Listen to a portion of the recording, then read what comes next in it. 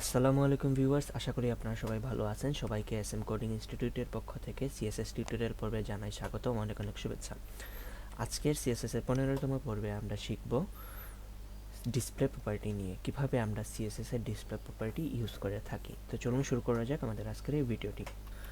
তো as usual আমি display টিউটোরিয়ালটির জন্য দুইটা ফাইল তৈরি করে রাখছি Part-15 অ্যান্ড এইটার মধ্যে আমরা কোড লিখব, ঠিক আছে। তো ডিসপ্লে প্রপার্টি জিনিসটা আমরা বুঝতে হবে। তো তার জন্য আমি আগেই বলছিলাম যে আমাদের HTML এর যে লাস্ট ভিডিও ছিল ব্লক লেভেল এলিমেন্ট এবং ইনলাইন এলিমেন্ট, এই জিনিসটা নিয়ে। তো এই কনসেপ্টটা কিন্তু এই টিউটোরিয়ালটিতে কাজে লাগবে, ঠিক আছে। তো আমরা জানি যে H1 থেকে শুরু করে H6 পর্যন্ত যে এলিমেন্টগুলো আছে বা যে ট্যাগগুলো আছে সবগুলোই কিন্তু একটা ব্লক টাইপ ট্যাগ, ঠিক আছে। তো আমি যদি এখানে একটা কিছু লিখি, suppose we are learning display property, spelling ভুল হইলে মাফ করবেন, ঠিক আছে। তো এই জিনিসটা আমাদের এখানে কীরকম আসে, এরকম আসার কথা, ঠিক আছে। তো আমি যদি এটাকে একটু ইন্সপেক্ট করি তাহলে দেখেন এই যে H1 যে জিনিসটা আছে এটা কিন্তু একদম পুরো জায়গাটা নিয়ে আসে, ঠিক আছে। এটার কিন্তু ব্লক টাইপ বা ব্লক লেভেল এলিমেন্ট যেগুলো আছে সেগুলো কিন্তু পুরো স্ক্রিন জুড়ে থাকে, ঠিক আছে। সো এখন এটাকে নিয়ে আমরা সাপোজ কাজ করব, ঠিক আছে। আমি এখানে ডিসপ্লে প্রপার্টিটা বোঝাতে চাচ্ছি।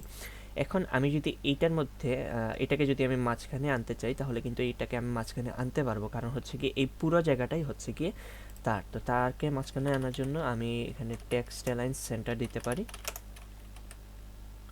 সেন্টার দিলে এটা মিডিলে চলে আসবে, ঠিক আছে। এটা একদম ইজি, কারণ হচ্ছে গিয়ে তার পুরো জায়গাটাই আছে। বাট আমি যদি এই H1 এর পরে একটা এ ট্যাগ নিই, সরি এ ট্যাগের ভিতরে কিছু দিলাম না, আমি দিলাম হচ্ছে গিয়ে কি বলা যায় এখানে সামথিং, এখানে সামথিং কথাটাকে আমি এখানে নিয়ে আসলাম, ঠিক আছে। এখন আমি কি চাইলে এই এ ট্যাগ যেটা আছে এটাকে সেন্টারে আনতে পারবো?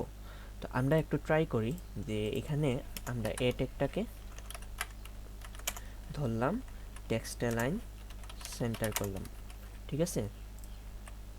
এখানে দেখেন আমরা কিন্তু সেন্টার করতে চাচ্ছি বাট সেটা সেন্টার হচ্ছে না, কারণ হচ্ছে গিয়ে তার এটার পরে আর কোনো জায়গা নাই, ঠিক আছে। এটার পরে আর কোনো জায়গা নাই কারণ সে একটা ইনলাইন এলিমেন্ট।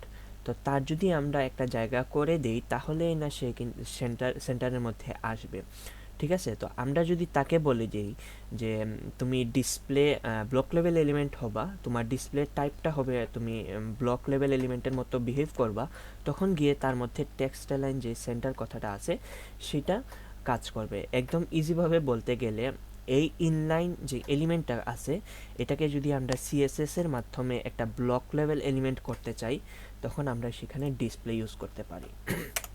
আমরা যদি এখানে ডিসপ্লে ইউজ করি এবং এখানে বলে দিই যদি ব্লক, ঠিক আছে। আমরা যদি ডিসপ্লে প্রপার্টিটা ইউজ করে এখানে বলি ব্লক, তাহলে এই যে যেটাকে আমরা সিলেক্ট করছি সে কিন্তু একটা ব্লক লেভেল এলিমেন্ট হয়ে যাবে, ঠিক আছে। এবং এখন কিন্তু দেখেন এখানে টেক্সট লাইন যে সেন্টার জিনিসটা আছে এটা কাজ করতেছে, ঠিক আছে। আবার এ ট্যাগের পরে যদি আমি এখন আরেকটা এ ট্যাগ নিই, সাপোজ হচ্ছে গিয়ে এনিথিং, ঠিক আছে। আরেকটা নিলাম। এখন দেখেন আমরা জানি যে ইনলাইন এলিমেন্ট যেগুলো আছে এটা একটার পরে আরেকটা বসতে থাকে, বাট এখানে কিন্তু এটা একটার পর আরেকটা আসে না, এটা কিন্তু সামথিং কথাটার পরে চলে আসছে। আমি এটার একটা ক্লাস দিয়ে দিই, সাপোজ ক্লাস লিঙ্ক, ঠিক আছে। আমি এখানে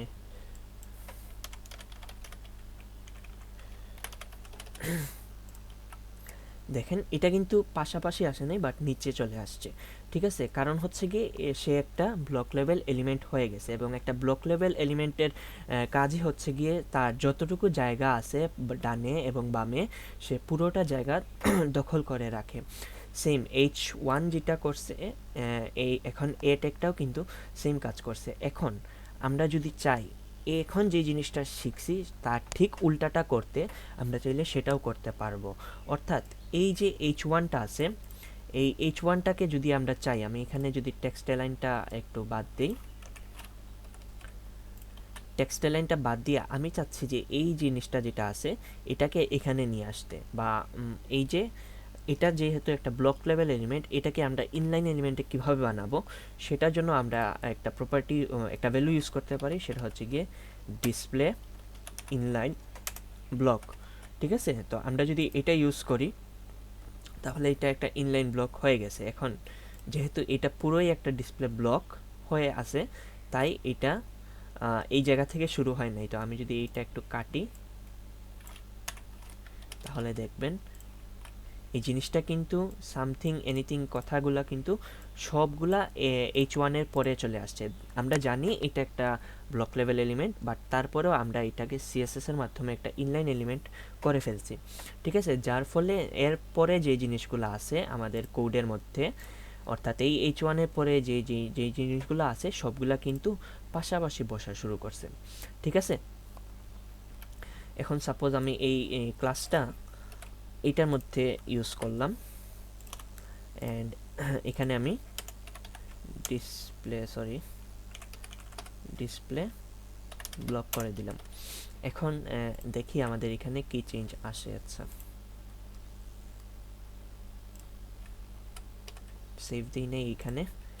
এখন দেখেন এই যেটাকে আমরা ডিসপ্লে ব্লক করে দিছি সে কিন্তু একটা ব্লক লেভেল এলিমেন্ট হয়ে গেছে, অর্থাৎ সে তার 100% জায়গা নিয়ে নিয়েছে। বাট তার আগে যেটা আছে সে কিন্তু ওই H1-এর সাথেই চলে আসে। তো আমি যদি এরপরে এ ট্যাগের পরে একটা স্প্যান নেই, এখানে দিলাম লোরেম ইপসাম এর 10টা ওয়ার্ড, ঠিক আছে, সরি 10টা ওয়ার্ড নিলাম, তাহলে দেখেন এটা কিন্তু পাশাপাশি আসতেছে। বাট এই স্প্যান ট্যাগটাকে ধরেও যদি আমি ব্লক করে দিই, ডিসপ্লে ব্লক করে দিই, তাহলে দেখবেন এটা নিচে পাবে বা পাশাপাশি পাবে না। আমি এখানে ডিসপ্লে ব্লক করলাম, এখন দেখেন এটা নিচে নেমে আসছে। এবং এটাকে যদি আমরা একটু ইন্সপেক্ট করি তাহলে দেখবেন স্প্যান ট্যাগে নেওয়ার পর সে পুরো জায়গাটা নিয়ে নিছে। এখানে যে দেখেন ব্লু কালারের আসতেছে পুরো জায়গাটা জুড়ে, সে কিন্তু সেটা নিয়ে নিছে। ঠিক আছে, সো আরেকটা জিনিস আমরা দেখতে পারি সাপোজ ডিসপ্লে দিয়ে, সেটা হচ্ছে গিয়ে আমি সবার নিচে একটা H2 নিলাম, যেটার মধ্যে দিলাম হ্যালো এভরিওয়ান। ঠিক আছে, এখন আমি চাচ্ছি এই যে H3টা আর 2টা আছে, আচ্ছা আমি একটু স্টাইল করে নিই, suppose H2 font size 50 pixel, text line centre. ঠিক আছে, আর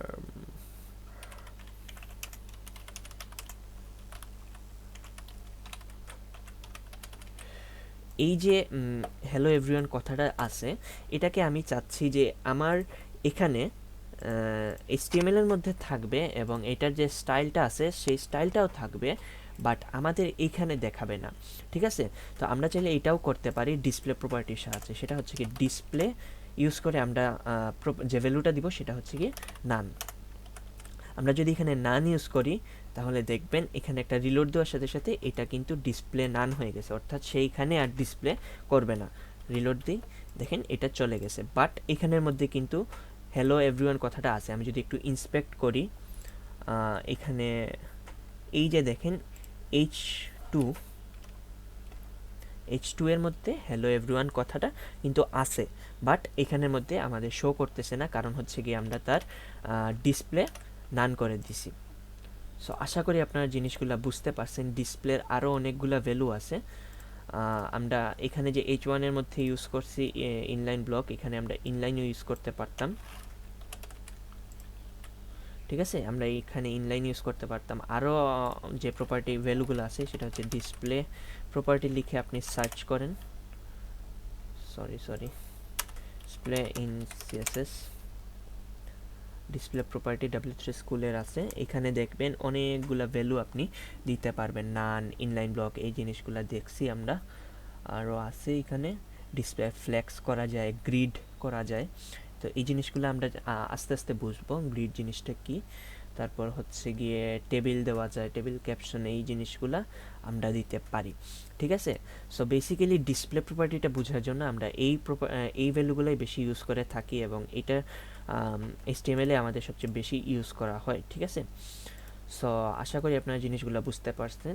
আমরা নেক্সট ভিডিওতে CSS এর টেবিল নিয়ে কীভাবে কাজ করতে হয়, টেবিলে কিছু ডিজাইন বা CSS কোড আছে সেটা নিয়ে আমরা কিছু টিউটোরিয়াল তৈরি করব। তো টিল দেন ভালো থাকেন, সুস্থ থাকেন, আল্লাহ হাফেজ সবাইকে।